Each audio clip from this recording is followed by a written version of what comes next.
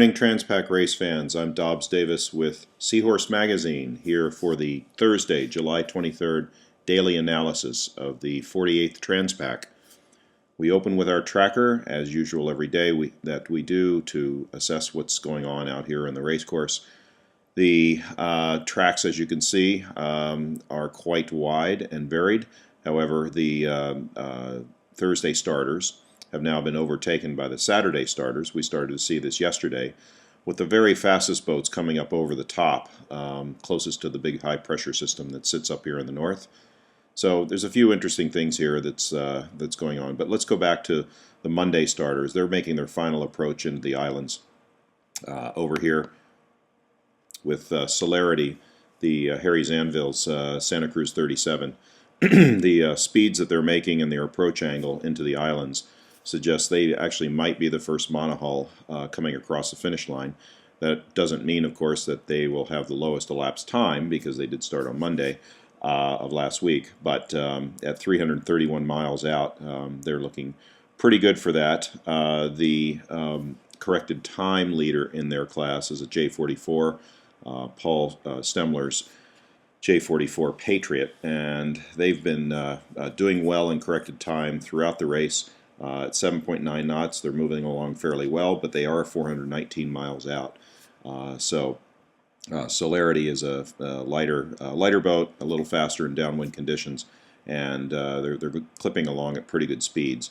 As we'll see in a minute, the wind forecast looks pretty good for all of this group, so they should be coming in at sort of normal trade winds scenarios into the islands.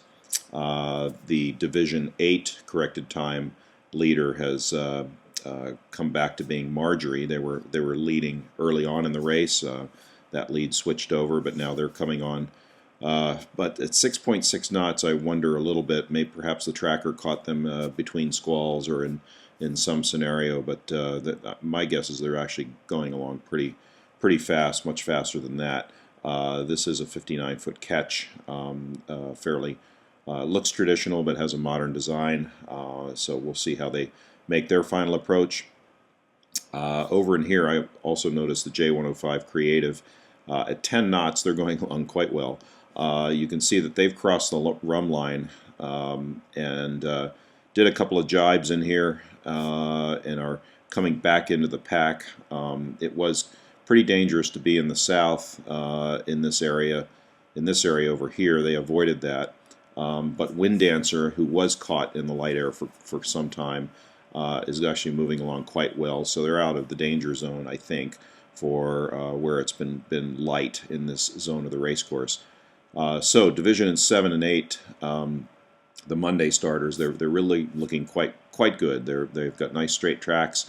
They've got good speeds. So they'll enjoy their next couple of days, final days, coming into the finish line. Now, just a reminder for those watching the show that the policy is a 6-hour time delay on these trackers, but when they do get within 100 miles, the tracker reverts to being real time. So those following and want to calibrate the timing of the boats coming into the finish, when they do get within that radius of 100 miles, the tracker will show them in real time. Now, up over here, Wild Oats has been leading the Division 1 boats, the 100-footers. They've been playing a game here with Ragamuffin for first to finish, fastest elapsed time. They were caught up in light air early on, but now are moving along pretty well, 16.7 knots, 20 knots. Actually, 20 knots is a little more normal for these boats. 16 is actually a little bit light, but again, they may have been caught in a snapshot here of something.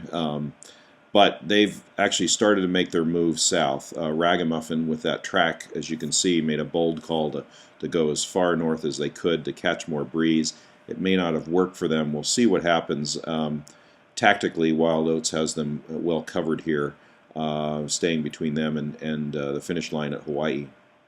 But what's interesting is Manouche's Rio 100, the Blake L. White 100 footer, is leading in corrected time. They are a fixed keel boat, so they're not having a canting keel. They're not as fast as the two others. And tactically, they've been a little bit more conservative and just not sailing the extra distance, going as far north as the other two. And they're moving pretty well. So they could be closer than we think to these two canting keel boats when they kind of make their final approach into the islands.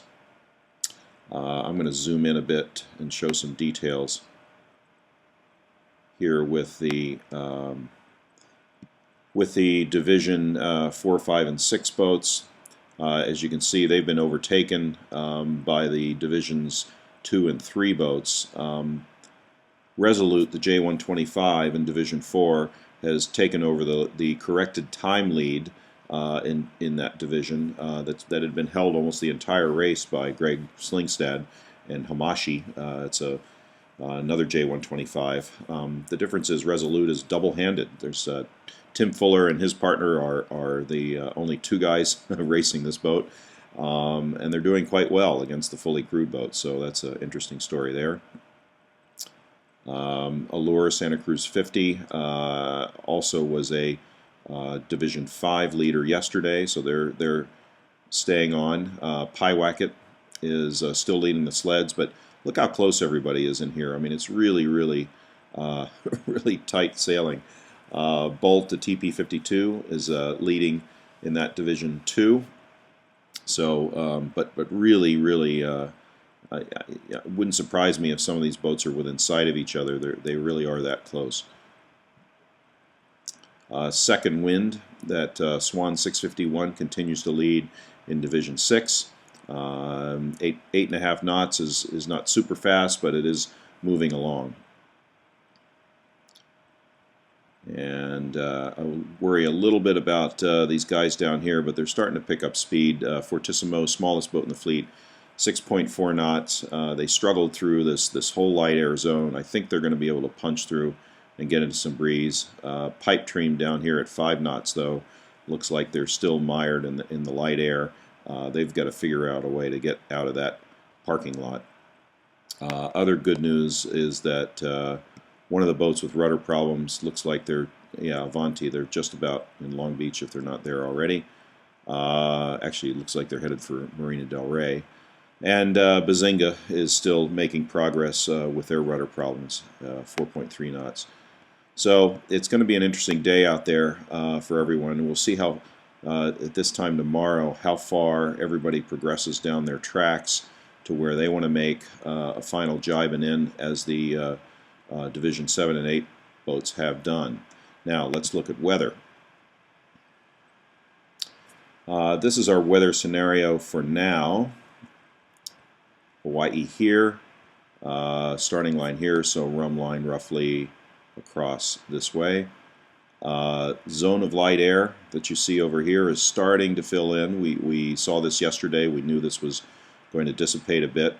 And a lot of the boats are just over the top of this, so they're actually not being affected, except for boats like Second Wind that are a little bit south of rum line and are having to punch through this thing.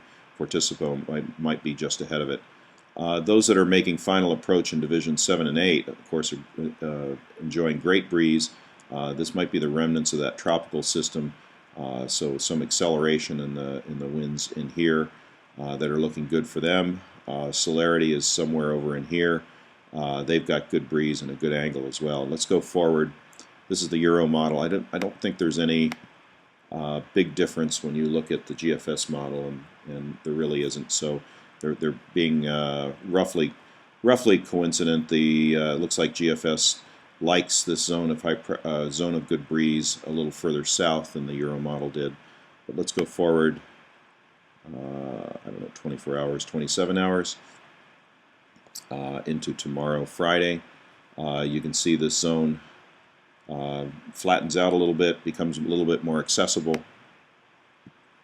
However, going out 48 hours, the model shows the zone of light air extending west, and it looks a little dangerous for anybody that gets caught at this time. And this would be, let's see, so this would be tomorrow night, Friday night.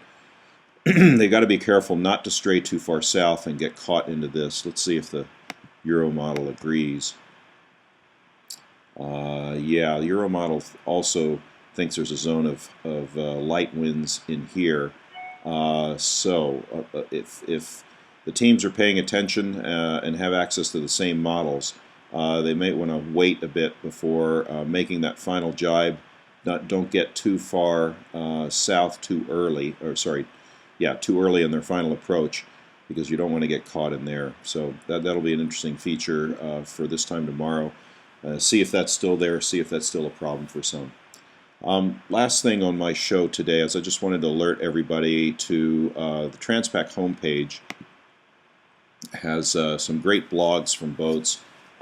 There's the guys on Hula Girl have written some really nice pieces describing what it's like to be out there on the boats, and so I just wanted to give everybody a heads up. I'm not going to read this for you. You can read it on your own, but it's a really nice snapshot of what it's like to be out there on the Transpac and on the course. So this is our 23 July, Thursday daily analysis show. I'm Dobbs Davis from Seahorse Magazine, and I look forward to entertaining you tomorrow with another analysis. Thanks very much.